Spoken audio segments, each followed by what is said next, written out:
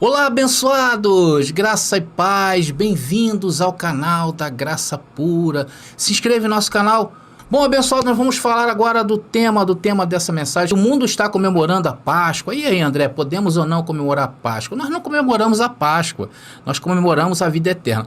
E a nossa comemoração não tem fim. É claro que também não vamos sair por aí, né, abençoados, comemorando de segunda a segunda, porque aí a gente não vai estar cuidando da nossa salvação diária. Então, nós aproveitamos esses ensejos que o calendário, né, o calendário cristão nos dá, e também vamos e participamos e mostramos ali em oportunidades que somos luz para brilhar nesses tempos. Então, de certa forma, a gente não comemora a Páscoa e não temos a visão da Páscoa como o mundo tem. Nós temos uma visão diferente e é essa visão que nós vamos falar agora, tá bom, abençoados? Está na hora da palavra revelada.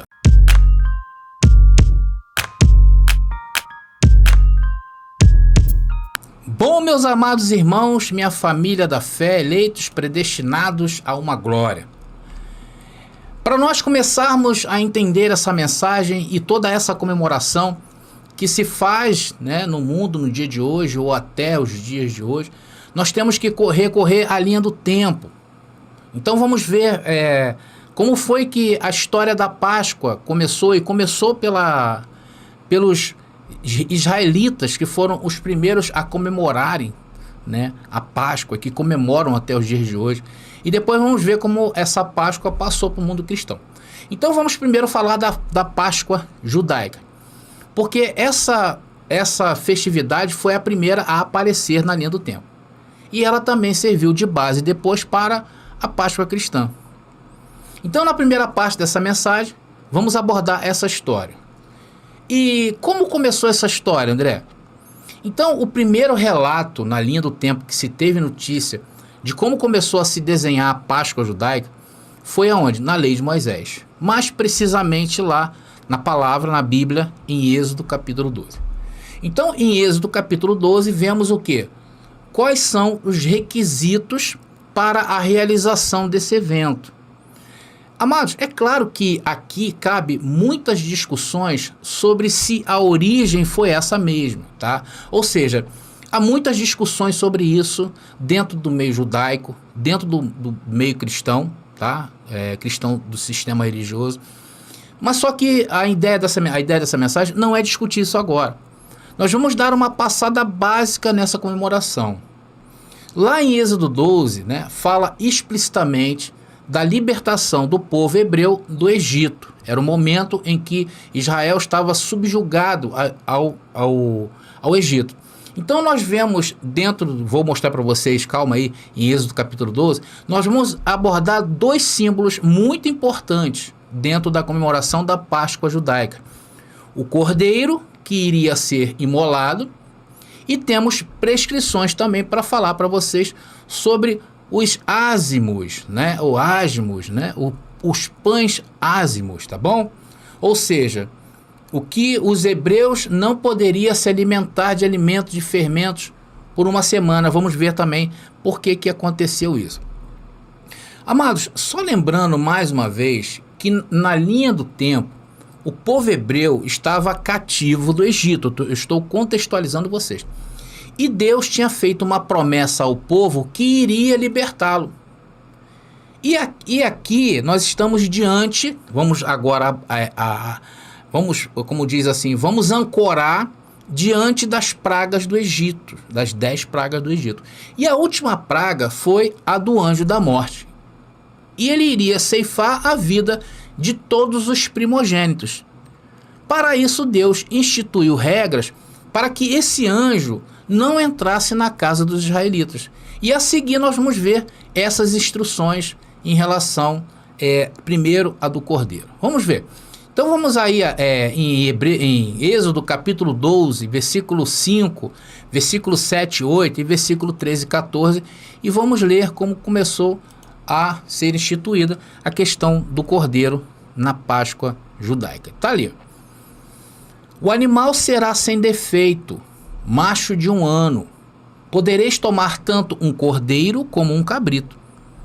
Tomarão do seu sangue e o porão sobre as 2 ombreiras, e sobre a moldura da porta das casas, em que o comerem. Naquela noite comerão a carne assada no fogo com pães sem fermento, vamos falar daqui a pouco, e ervas amargas. Então isso fazia parte das instruções. Continuando, o sangue sobre as casas em que habitais vos servirá de sinal de proteção. Vendo o sangue, passarei adiante, e não sereis atingidos pelo flagelo destruidor. Quando eu ferir o Egito, conservareis a memória daquele dia, celebrando-a como uma festa em honra do Senhor. Fareis isso de geração em geração, pois é uma instituição perpétua.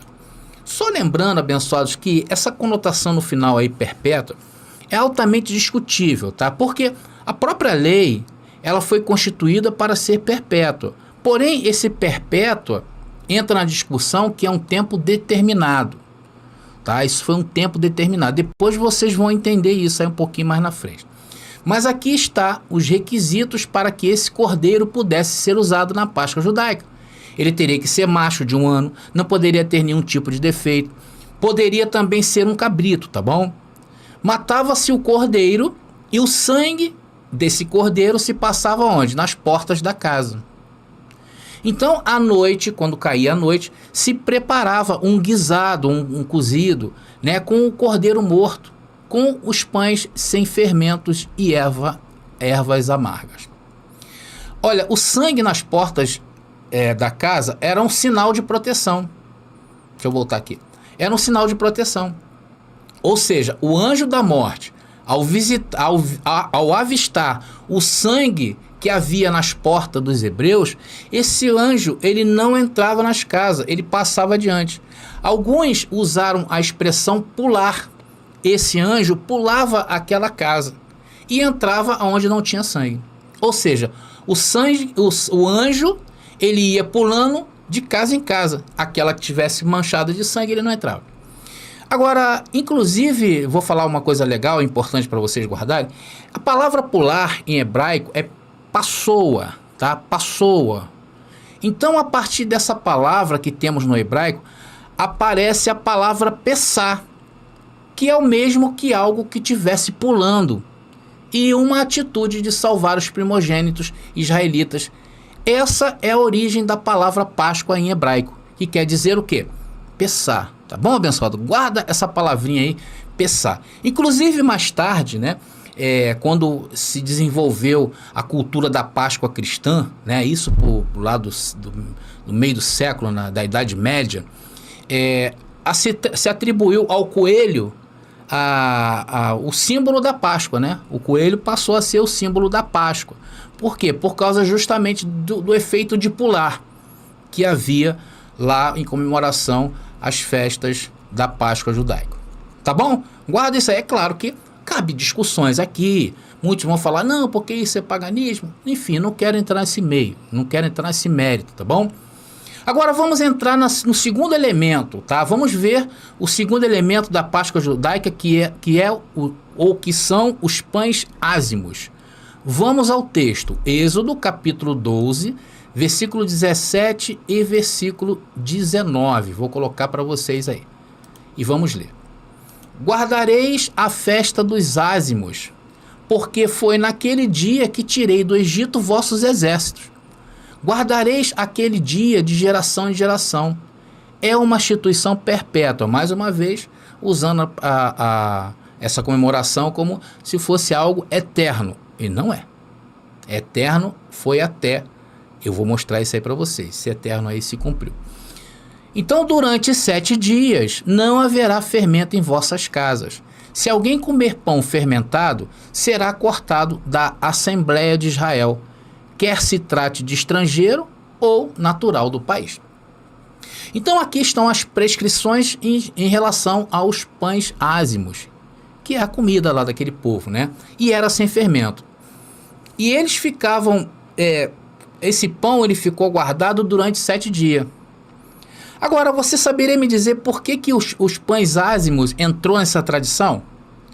Segundo a própria tradição judaica, entende que devido ao que eles iriam passar, o povo de Israel iria passar, não deu tempo de preparar a massa com fermento. Ou seja, eles tinham pressa. Eles tinham pressa em sair do Egito. Então não deu tempo para a massa com fermento, ela descansar. Porque o pão, ele precisa descansar. O pão com fermento, ele precisa descansar. Por quê? Para a massa crescer. Quem é padeiro aí sabe do que eu estou falando, né? Então aqui eu estou destacando para vocês entenderem por que eles comemoram sem fermento, tá bom? Nós então entendemos que o contexto da criação da Páscoa judaica, que significou, acima de tudo, libertação do povo do jugo do Egito, então, a partir dessa libertação, o povo seguiu para a Canaã prometida por Deus para adorar ao Deus de Israel. Então, amados, a Páscoa judaica significou a libertação e salvação do povo de Israel do Egito. É claro que eu estou apenas fazendo uma síntese bem humilde, um resumo bem humilde de como Israel comemorou, né, e comemora até os dias de hoje a Páscoa.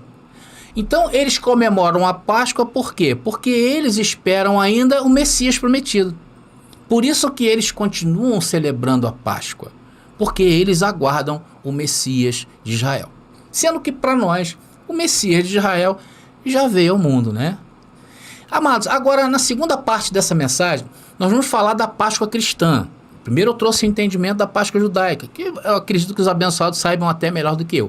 Agora vamos falar como foi desenvolvendo a Páscoa para os cristãos. Tá? E hoje os cristãos, você sabe que 99% dos cristãos do mundo comemoram a Páscoa, porque eles creem que Jesus foi o seu Messias. O cristianismo sistematizado, institucionalizado, crê que Jesus foi o Messias do povo, do mundo, né? Mas vamos ver as origens da Páscoa cristã e as diferenças da Páscoa judaica. Bom, a primeira eu já falei, né? Israel espera o seu Messias e comemora a Páscoa. O outro comemora a Páscoa mesmo sabendo que o Messias já veio. Eles comemoram. Amados, o que podemos notar é que a figura central da Páscoa do cristianismo é Jesus de Nazaré. Ele é a figura central do cristianismo, diferente da Páscoa judaica, que não entende Jesus de Nazaré como o Messias de Israel. O fato é que Jesus, ele morreu perto da Páscoa, tá? Ali próximo dos dias da Páscoa, apesar de haver controvérsias por causa dos próprios livros que narraram a história de Jesus de Nazaré. Eu não vou abordar isso nessa mensagem. O fato é que ele morreu ali com proximidade ali da Páscoa judaica. Então, pelo fato de haver essa proximidade, os primeiros cristãos compreenderam que o mistério Cristo tinha a ver também com a Páscoa judaica. Então eles associaram ali, pelo fato de Jesus ter morrido próximo da Páscoa, eles associaram a sua morte e a sua ressurreição à Páscoa judaica. Então isso foram fatos marcantes, tá? Que ali se tratava do Messias prometido, sendo que esse Messias para o cristianismo eles encaram como se fosse o Messias deles, e não é. O Messias, Jesus de Nazaré, foi prometido a Israel, e era o Messias de Israel. E esse fato, ela divide Israel até nos dias de hoje, sabia disso? Ela dividiu Israel naqueles dias, porque teve os seguidores de Jesus de Nazaré, dos próprios judeus, que se convertiam, né? Ali a graça se convertia ao cristianismo, ali o primeiro cristianismo do século, e essa divisão existe até os dias de hoje. E foi justamente Paulo, após a morte e ressurreição de Cristo, que evidencia isto, essa proximidade entre a Páscoa judaica e a Páscoa cristã. Olha o que Paulo falou em 1 Coríntios capítulo 5, versículo 7 e versículo 8, que diz assim, olha: purificai-vos do velho fermento, para que sejais massa nova, porque sois pães ázimos, porquanto Cristo, nossa Páscoa, foi imolado. Então, a partir dessa associação de Paulo com mais firmeza, os cristãos que viriam depois, eles começaram a celebrar a Páscoa e entender que Jesus foi a Páscoa, foi o Cordeiro imolado para a cristandade. E continua, Celebremos, pois, a festa, não com o fermento velho, nem com o fermento da malícia e da corrupção, mas com os pães não fermentados de pureza e de verdade. Então, Paulo aqui autentica o Cristo ressuscitado, que foi realmente a Páscoa para Israel e agora também para todos os povos daqueles dias. Eu vou explicar isso aí. Porque a partir de agora, a ceia ou a Páscoa, ela está intimamente ligada ao ministério de Cristo e não mais à lei de Moisés. Esse é o posicionamento correto. Esse é o corte que você precisa entender. Você precisa discernir e separar. Por quê? Porque Paulo falou para aqueles dias, e eu vou explicar isso aqui. Mas vamos prosseguindo, tá bom? Eu vou tocar ainda nesse assunto. O fato é que Paulo, aqui por revelação, ele faz esse link com a lei de Moisés. Saindo de cena, a lei de Moisés estava saindo de cena, na linha do tempo, e a entrada do pacto da graça, que ainda aguardavam o noivo para a celebração das bodas do Cordeiro. Então eles estavam nesse período entre lei e o pacto que estava surgindo, o pacto da graça. Vocês vão entender isso aí.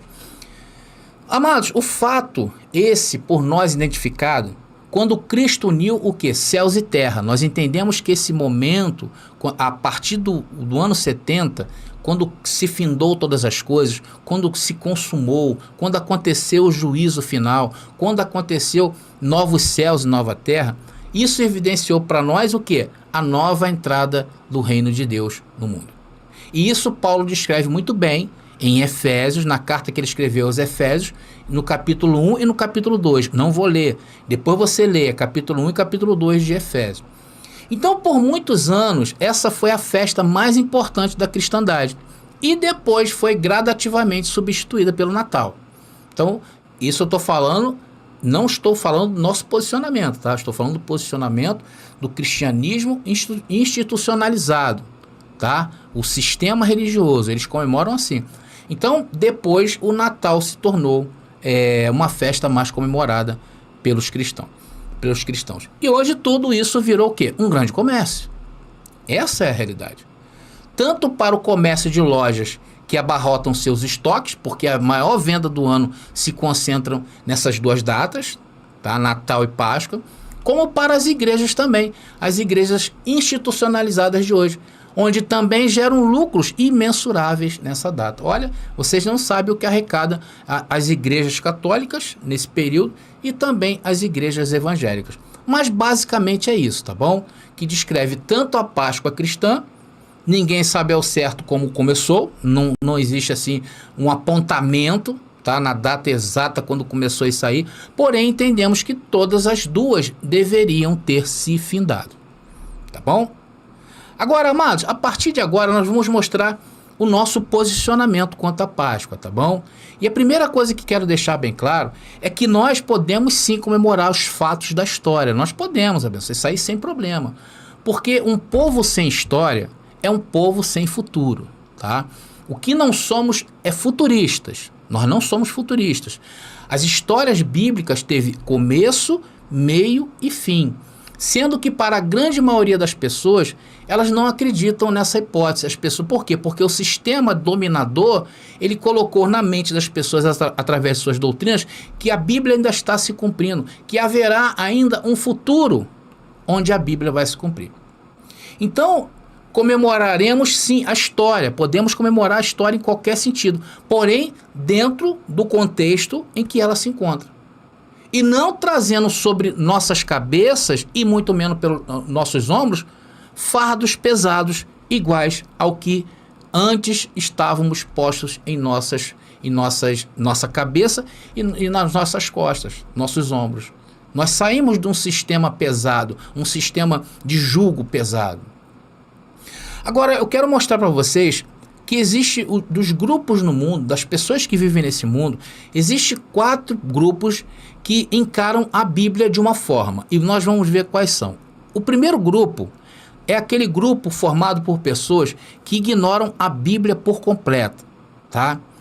Como muitos fazem hoje. Hoje, para muita gente, a Bíblia não passa de um livro como outros vários que existem no mundo. Para eles não tem diferença, tá? Existe um segundo grupo, uma segunda forma de se encarar a Bíblia, que é ignorando, como fazem o primeiro grupo. Porém, sempre usando o quê? A Bíblia para confrontar os que creem nela. Como é o caso dos ateus, já viram? Os ateus, eles são religiosos disfarçados que passam a sua vida inteira tentando mostrar ao mundo que Deus não existe. E eles usam o quê? A própria Bíblia. Então esse é o segundo grupo que encaram a Bíblia. O primeiro é o que não liga. Para ele a Bíblia é normal, ele até lê, mas como uma questão cultural, mas não com o entendimento. O segundo, ele lê com o entendimento, porém ele se julga ateu e quer mostrar àqueles que acreditam na Bíblia ou em Deus que Deus não existe, né? Esses são os religiosos. Existe um terceiro grupo, uma terceira forma de se ver, né? É crer, por exemplo, que ela ainda contém profecias para o futuro. Existe esse terceiro grupo. Então, aqui se encontram quase que 95% da humanidade. Então, essas pessoas são chamadas de futuristas. Por quê? Porque elas creem que a Bíblia ainda tem partes para se cumprir.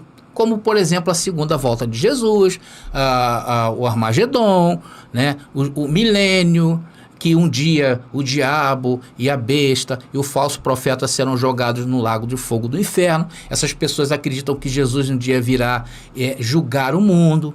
Então, essas pessoas são chamadas futuristas. E hoje, 95% das pessoas que creem na Bíblia sob uma perspectiva futura. E a quarta, que somos nós, é aqueles que creem que ela se cumpriu por completo. Ou seja, procuram explicações dentro da lógica, tentando entender o contexto, perseguindo na história fatos que evidenciam o seu total cumprimento. Então, não é uma coisa assim louca, como as pessoas pensam. Por que essas pessoas aí pensam que a Bíblia toda está cumprida? Eles são malucos? Não. Nós estamos contextualizados e tentamos entender a história para buscar ali evidências para mostrar que a Bíblia toda já foi cumprida. Então, esse canal aqui é um canal que se encaixa no quarto grupo. Um grupo pequeno, mas seleto, que hoje está o quê? Em franco crescimento. Então, tudo que falamos, tudo que nós aqui desse canal falamos, nós procuramos o seu contexto. Não descontextualizamos um texto isolado, como fazem a maioria dos que creem na Bíblia. Eles lêem um versículo, recorta aquele versículo e fica imaginando o amanhã. É por isso que quando acontecem tragédias no mundo, vão todos os cavaleiros do Apocalipse, que são essas pessoas hoje que têm voz no sistema religioso, e vão ali falar de um futuro, de Jesus falou isso, porque lá em Mateus diz isso, porque Apocalipse diz aquilo. Então essas pessoas creem na Bíblia de forma futura. Então, amados, nós vimos nessa mensagem até agora as diferenças das Páscoas praticadas ambas por judeus e cristãos e entendemos que todas as duas foram válidas para aqueles dias, ok? Jesus de Nazaré foi a figura central do judaísmo. O que, André? É isso aí, segundo a própria Bíblia. Jesus não foi a figura central do cristianismo, como muitos pensam. Porque ele não veio para os povos do mundo daquela época, e muito menos dessa época. Jesus de Nazaré, falando de Jesus de Nazaré, ele veio para israelitas, tanto religioso como para o israelita que não praticava nenhuma religião. Se você pegar os livros que narram a história de Jesus de Nazaré, toda a sua vida esteve aonde? Em Israel. Jesus nunca saiu de Israel. Jesus viveu, comeu, nasceu, desenvolveu e morreu em Israel. Se Jesus viesse para o mundo, Jesus falaria aos africanos, que naquela época já existiam. Jesus falaria para os europeus, que naquela época já existia. Jesus falaria para o povo asiático, que já existia naquela época. Se Jesus viesse para o mundo, ele teria que necessariamente se dirigir a esses povos. E ele não se dirigiu. Muito pelo contrário. O que nós sabemos sobre Jesus foi relatado em Gálatas capítulo 4, versículo 4, que eu quero ler com vocês. Aqui está o contexto da vida de Jesus. E não podemos fugir desse contexto. Está ali, olha. Mas quando veio a plenitude dos tempos, qual foi a plenitude dos tempos? Do nascimento de Jesus a o ano 70 depois de Cristo. Então diz ali, mas quando veio a plenitude dos tempos, Deus enviou seu filho que nasceu de uma mulher e nasceu submetido a uma lei. Olha aí, abençoados. Ele veio submetido a um jugo. Ele veio e foi religioso de uma religião. E essa religião não foi o hinduísmo, essa religião não foi o budismo, porque essas religiões já haviam nesse tempo. Jesus também não foi muçulmano e muito menos cristão. Se Jesus viesse a todos, ele não poderia estar submetido a uma religião determinada pela Torá. Aí sim, se ele viesse para todos, Jesus sim seria considerado o Messias do mundo, como prega hoje o cristianismo.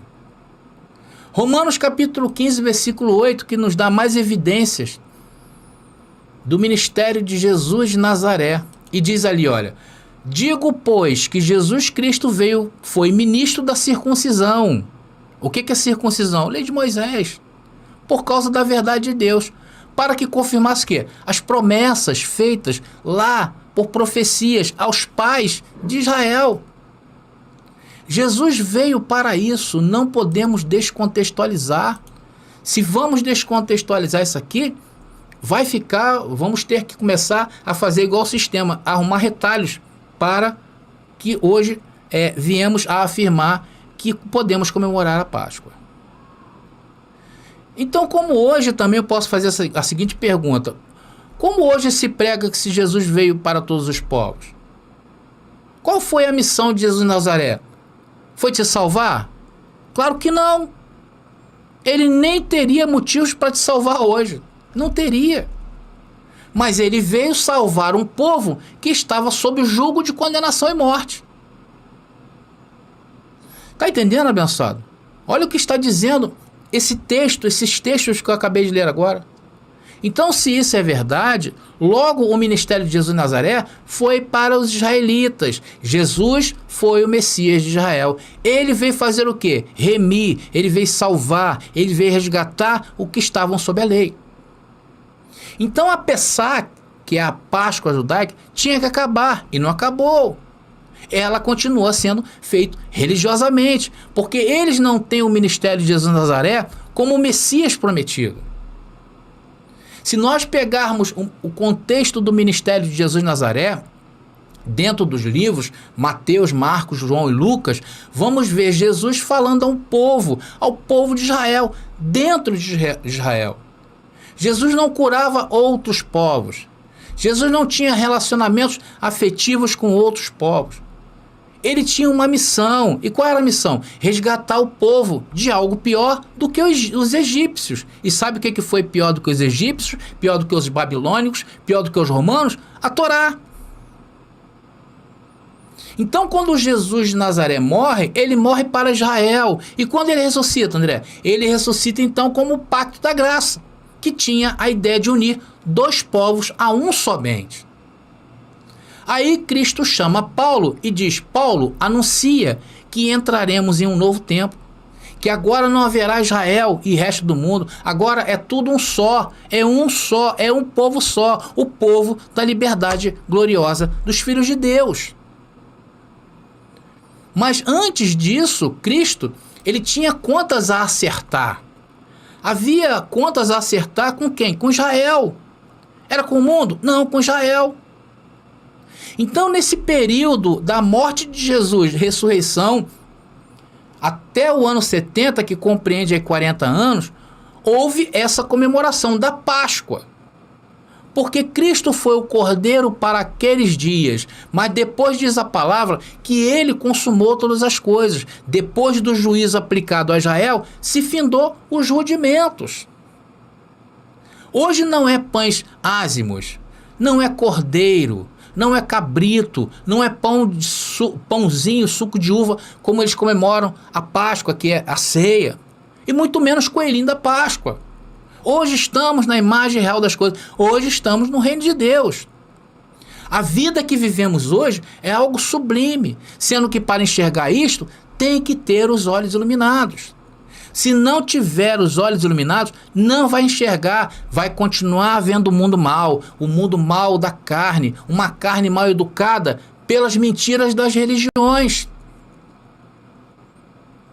Hoje, a falta de educação das pessoas é devido às religiões. Vejam quantas guerras religiosas nós tivemos aí. E todas as guerras têm cunho religioso. Religião que te acusa de tudo. Religião que mata, rouba, destrói. É isso que o sistema religioso fez. Estão em guerra. Fazem a terra ficar feia. Mas a terra para nós, os da fé, é linda. Porque cremos que vivemos os melhores dias. Se você não vê isso, é um problema seu. Vá lá e continue ouvindo os sermões dos seus padres, dos seus pastores corruptos. Está aí no Brasil. Antigamente, eles ficavam por trás. Hoje em dia estão dando a tapa aí para todo mundo ver. E você defende pastores e padres? Estão aí agarrados com o poder, corruptos. Hoje está revelado o mal que fazem essas pessoas. Eles sempre estiveram atrás do poder. Estão aí, são os futuristas, que jogam tudo por futuro. Acusam o diabo, que não existe, mas tem que se manter viva a figura do diabo para que eles sejam acusados de seus crimes. E eles se passam de bonzinhos. Não, é porque o diabo entrou e fez. É isso que eu vejo. Bom, amados, estamos terminando essa mensagem. Ela é uma mensagem que é uma síntese de tudo que eu já apresentei neste canal. Tudo o que nós estamos vendo aqui, eu apresentei nesse canal. Eu quero fazer uma ressalva aqui de ler Gálatas capítulo 4, versículo 4 e 5, que complementa ali para quem Jesus veio, né? Tá ali. Mas quando veio a plenitude dos tempos, Deus enviou seu filho, que nasceu de uma mulher e nasceu submetido a uma lei. A fim de quê? De remir os que estavam sob a lei, para que recebêssemos a sua adoção. Então isso foi naqueles dias. Faltou esse versículo aí, complementa. Bom, abençoado? Então, amados, eu não vou entrar aqui em detalhes. Não vou. Essa é uma mensagem muito rápida. Quer saber melhor sobre ceia, sobre Páscoa? Procura aí no canal. Tem uma playlist com mais de 12 vídeos em que eu trago esse assunto. Então vou lá, esmiuço os versículos, vou lá na hermenêutica, na exegese. Vai lá e veja. Quer saber mais sobre a volta de Cristo? Aí no canal tem uma playlist onde falei de várias maneiras sobre a volta de Cristo. Inclusive hoje eu ia trazer mais uma mensagem sobre a volta de Cristo, porém não deu, porque esse domingo era um domingo que eu deveria trazer, eu entendi que eu deveria trazer essa mensagem sobre a Páscoa. Mas domingo que vem eu vou voltar, vou trazer aí, estamos na segunda parte de uma mensagem, onde eu mostro as evidências da volta de Cristo até o ano 70, o que aconteceu. Tá entendendo, abençoado? Então, amados, estamos chegando aí ao fim dessa rápida mensagem. Eu até esperava que ela fosse um pouquinho mais curta, mas eu acho que até aqui está de bom tamanho. Se você não entendeu alguma parte, procure de novo, veja de novo essa mensagem, veja com calma, anotem, vejam o contexto em que foi falada essa mensagem. Claro que existe, conforme eu falei para vocês, existem muitos versículos aí que os abençoados às vezes, principalmente aqueles que não entendem muito bem as mensagens aqui desse canal, fica com aquela pulga atrás da orelha, né? Mas André, aquele versículo, André, aquele outro. Calma que você vai entender. É só você buscar aí no canal que existe várias playlists sobre vários assuntos. Quer saber sobre pecado? Tem lá. Quer saber sobre o diabo? Tem lá. Vários vídeos. Enfim, tá aí toda a nossa informação e base de informação que não daria para falar agora nessa mensagem. Bom, amados, então vocês podem comemorar, mas não comemorar a Páscoa, como diz aqui, né? Nós não celebramos a Páscoa. Nós celebramos a vida eterna, tá? Então, os abençoados aí que tiverem família, um abraço a todos os seus familiares, abracem, se beijem. Se for para comer chocolate, coma canjica, coma carne, coma peixe, como que você quiser, tá? Só não vai exagerar muito não, tá? Porque senão depois o teu corpo pede contas aí a você. Tá bom, amados? Graça e paz aí e até a próxima mensagem. Descubra a verdade com o lançamento do livro revolucionário Apocalipse. A Verdade Revelada, de André Pimentel. A primeira obra de interpretação preterista completa na língua portuguesa e que desafia séculos de interpretações, revelando que os mistérios profetizados já se cumpriram no ano de 70 depois de Cristo. Não é apenas um livro, é uma jornada transformadora que redefinirá sua visão sobre a história e a fé. Disponível agora. Para adquirir, contate-nos via WhatsApp no 21 9 79 87 46 68. Não espere mais. Embarque nessa descoberta e permita que a verdade altere sua vida. Descubra 33 Maneiras de Matar o Diabo, uma obra corajosa de André Pimentel, que explora as 33 passagens bíblicas que mencionam o temido diabo. Desvende os mistérios, enfrente dogmas e desafie crenças arraigadas. Cada página é uma revelação, cada passagem um convite à compreensão profunda. Não tema o desconhecido, abrace-o. Adquira o livro agora no WhatsApp 21 9 79 87 46 68 e embarque nessa jornada reveladora.